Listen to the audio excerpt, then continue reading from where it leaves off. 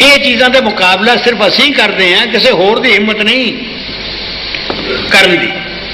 ਉੱਥੇ ਇਹ ਜੀ ਗੱਲ ਹੋ ਰਹੀ ਹੈ, ਇਹ ਚੀਜ਼ ਹੋ ਰਹੀ ਹੈ, ਲੇਕਿਨ ਲੋਕਾਂ ਦਾ ਗੁੱਸਾ ਸਰਕਾਰ ਦੇ ਖਿਲਾਫ ਵੀ ਉਨਾ ਹੀ ਹੈ। ਇਸ ਕਰਕੇ ਲੋਕ ਮੈਦਾਨ 'ਚ ਨਿੱਤਰ ਕੇ, ਸਾਡੇ ਪ੍ਰਭਾਵ ਦੇ ਖੇਤਰ ਤੋਂ ਬਾਹਰ ਦੇ ਲੋਕ ਮੈਦਾਨ 'ਚ ਨਿੱਤਰ ਕੇ ਇਸ ਗੱਲ ਲਈ ਨਹੀਂ ਆਉਂਦੇ ਵੀ ਜਿੱਥੇ ਵੀ ਕੋਈ ਅੱਤਵਾਦੀ ਹੈ ਫੜ ਕੇ ਉਹਦਾ ਮੁਕਾਬਲਾ ਕਰੋ ਤੇ ਉਹਨੂੰ ਜਿਹੜਾ ਉਹ ਬੇਹਥਿਆਰ ਕਰਕੇ ਉਹਦਾ ਪੂਰੀ ਤਰ੍ਹਾਂ ਨਾਲ ਬਦਲਾ ਲਓ।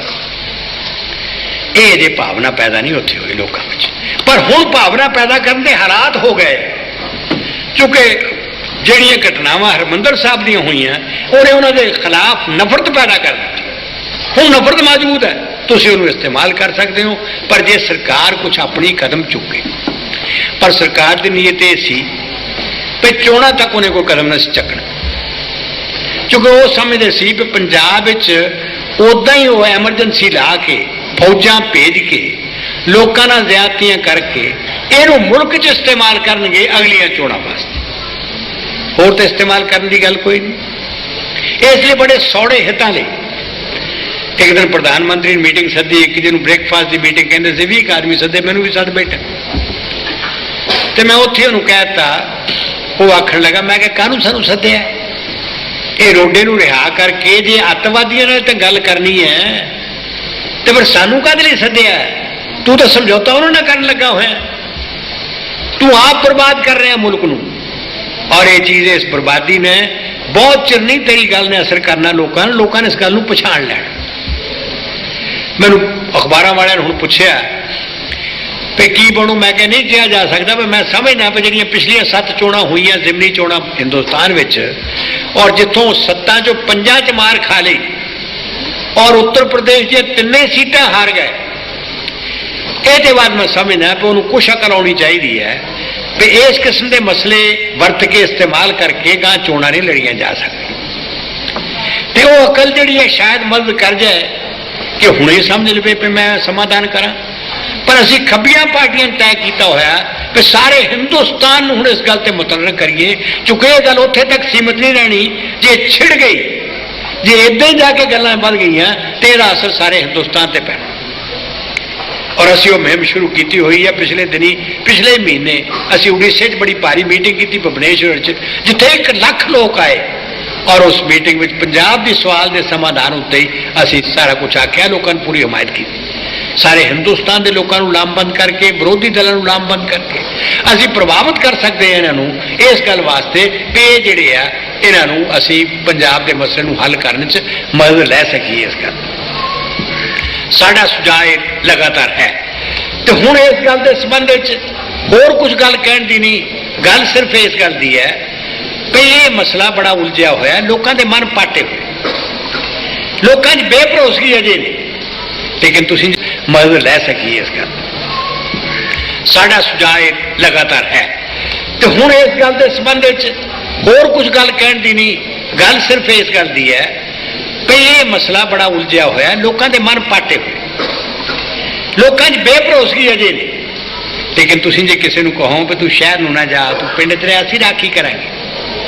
ਉਹਨਾਂ ਪਿੰਡਾਂ ਜਿੱਥੇ ਸਾਡਾ ਪ੍ਰਭਾਵ ਆ ਉਹ ਬੈਠੇ, ਜਿੱਥੇ ਸਾਡਾ ਪ੍ਰਭਾਵ ਨਹੀਂ, ਸਾਡੇ ਵਰਕਰ ਮੌਜੂਦ ਹੈ, ਉੱਥੇ ਉਹ ਕਹਿੰਦੇ ਆ ਵੀ ਨਹੀਂ ਤੁਹਾਡੇ ਵੱਸ ਦੀ ਇਹ ਗੱਲ, ਸਾਡਾ ਹਮਦਰਦੀ ਹੈ ਉਹਨਾਂ ਨੂੰ, ਲੇਕਿਨ ਕਹਿੰਦੇ ਤੁਹਾਡੇ ਵੱਸ ਦੀ ਗੱਲ ਨਹੀਂ, ਤੁਹਾਡੇ ਵੱਸ ਤੋਂ ਬਾਹਰ ਗੱਲ, ਕਿਉਂਕਿ ਉਹ ਤੁਹਾਨੂੰ ਵੀ ਨਹੀਂ ਛੱਡ।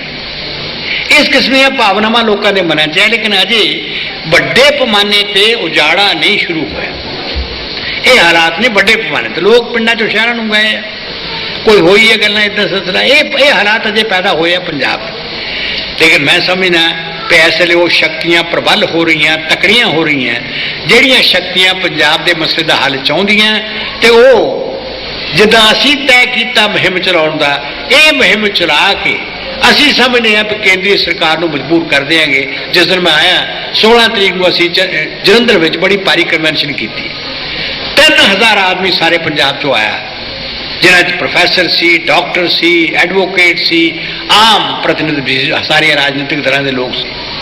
और उत्थे असीं मता पास किया, सारे लोगों ने कहा भी डट के तुहाडा साथ देंगे इस गल विच, और इदां ही बाकी सारे हिंदुस्तान नूं जिसले जागरूक करांगे उहदे प्रभाव थले वश तौर पर ऐसे हालात पैदा हो जाएंगे जिन्हां हालात असीं मजबूर कर देंगे पंजाब दा हल होवे। लोग निराशा के वातावरण च है, लेकिन मैं जिद्दां दस्सिया कि पंजाब के लोगों च अजे भी जिंद जान है।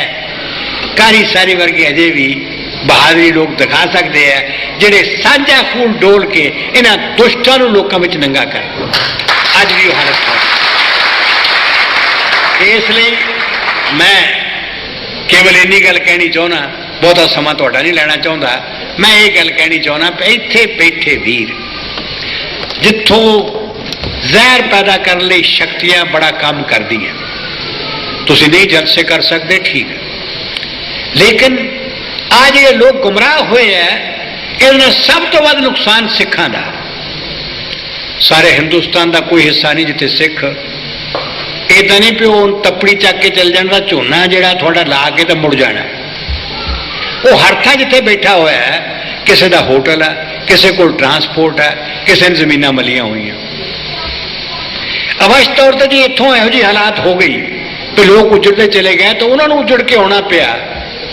तो ऐसी अवस्था भी नहीं करनगे कि उत्थे ऐसी अवस्था भी नहीं। पंजाब एक छोटा जिहा स्टेट है जिथे अवस्था ऐसी है कि वो घट्टो घट्ट उन्होंने ट्रक खड़े करन जोगी थैं भी लभनी नहीं, ट्रक बाहर तक कितने लै कौन ले जाण तो, जिहड़ी सिखां लई भी हानिकारक चीज़ है। तुहानूं चाहिए इस गल का भी जिहड़े इत्थे लोग बड़े उत्साह नाल खालिस्तान खालिस्तान, इत्थे बड़ा खालिस्तान है, उत्थे नालों ज़्यादा लोकां च।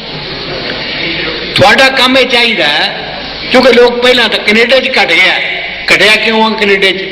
जिद्दों एक्सट्रीगेशन की ट्रीटी साइन हो गई, ये पता लग गया कि भावें मेरे को कनेडियन पासपोर्ट है, हिंदुस्तान की सरकार मैनू मुगा सकती है, उदों तो काम ठंडा पै गया। हुण इत्थे हालात साजगार है, इन्ने औखे नहीं जिन्नी तुहानूं चिंता है। किदां साजगार है?